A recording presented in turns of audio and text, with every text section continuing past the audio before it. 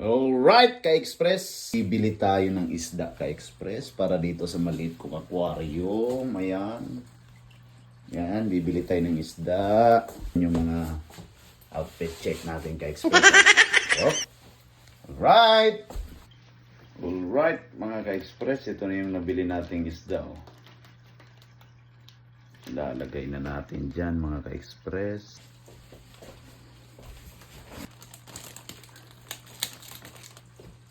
Ka-express, ilalagay 10 minutes para ma-adapt niya yung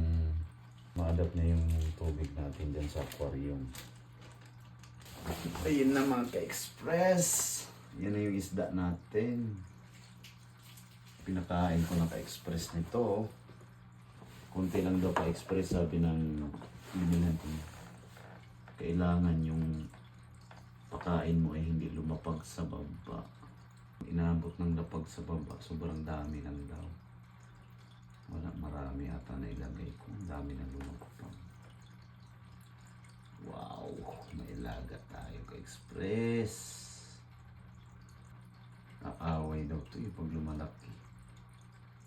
Kailangan lumaki din yung aquarium. Yung isda na yun, ka-express, pang tubig tabang lang yun talaga. Yan pwede sa alat. Alright, yun lang mga ka-express. Update natin sa pagbili ng isda para sa ating maliit na aquarium. Alright, yun lang. Ciao.